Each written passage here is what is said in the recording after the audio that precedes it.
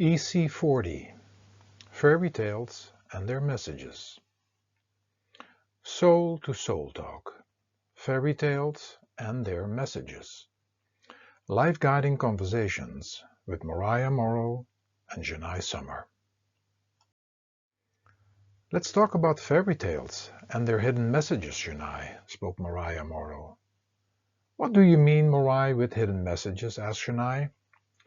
Many fairy tales are stories about the life force, the essence of love, the essence of us, our soul, and its struggles to get back to Kandu, the Creator, to live forever in Everland, the ocean of love. Many stories have this hidden journey with all its struggles. Take the story of Snow White, where Snow White represents that essence of pure love, the soul. This pure love is hidden in the body of Snow White in the creation, where everything is created with an opposite. In her the power of love shines through in her behavior. The enemy is the stepmother, representing the mind, which is putting itself before and above that eternal pure beauty of love. The mind or stepmother wants to crush that pure love hidden inside the human body. It doesn't want that anybody finds out and identifies with that purity. Otherwise, the mind loses its power over it. So the stepmother is not somebody on the outside, but right inside us. Correct, Jenai. In the human body, we have the soul and the mind in one, answered Morai. But what about the seven dwarfs, Morai? What do they represent? The body is created with seven main energy centers, each representing certain functions, and connected to the seven dimensions of creation, and further connected to everything in creation.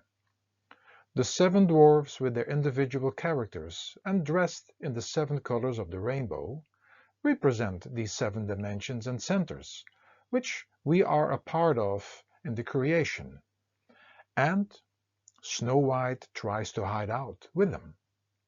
However, the world of the seven dwarfs is still a part of the creation.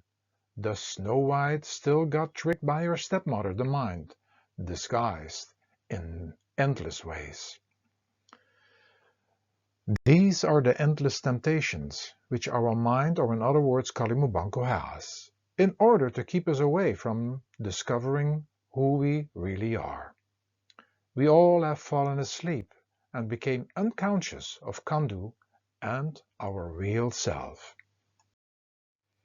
So in the end, it is the prince, Kandu the creator in disguise, which is pure love and only love can love, comes to rescue and wakes Snow White up.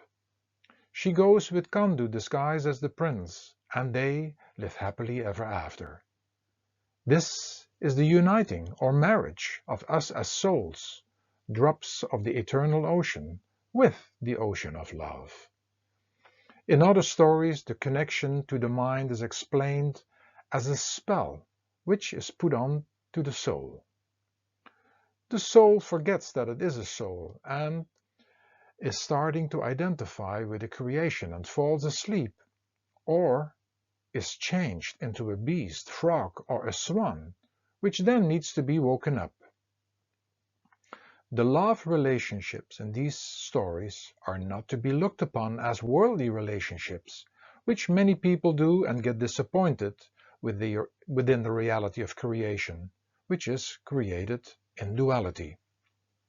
Worldly love has two sides, but the soul and Kandu is a relationship of unconditional love and is alive together for all times.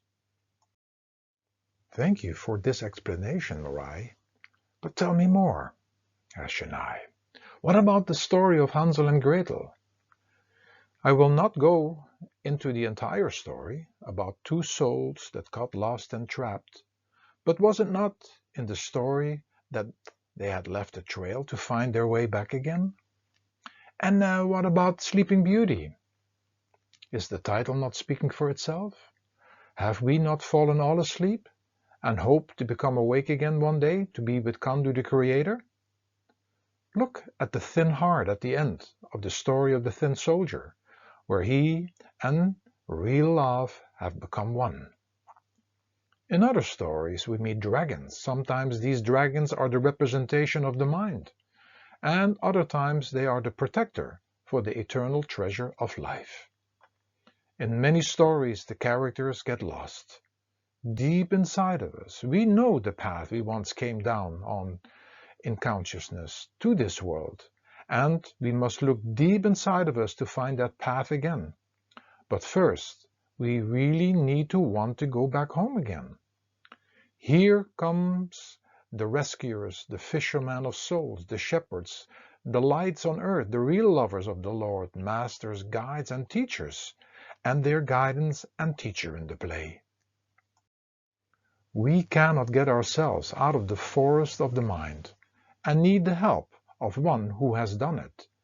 But then we have to find out and follow the instructions. Many will not search, as they take this world and their sweets for their home and stay asleep, or, in other words, under the spell of the mind.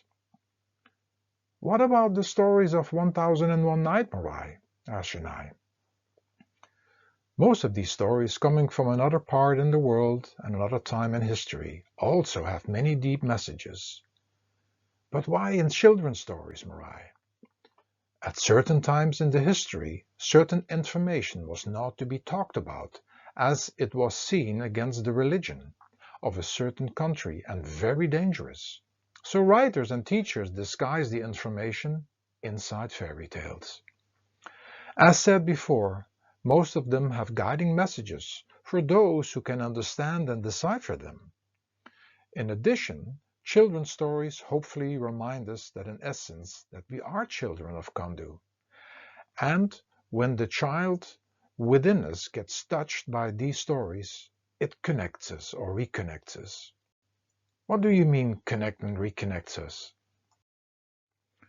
When I hear these stories, they remind me about Kandu.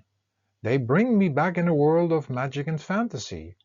And when we would look at our entire life this way, we would be going through it in a much better way. This world is like a fairy tale and a make-believe world we call creation, in which nothing is real. Everything is constantly changing, bound to time and created with opposites, and nothing more than an adventure to rediscover our real self and to return home to Kandu again. It is that struggle with the mind, Kalimabanko, and us as individuals having to become the heroes, winning these battles when we tune into the love for and from Kandu. Love and longing always wins. That is good to know, Morai, and thank you. I will try to read these stories from a different perspective from now on, said Jenai.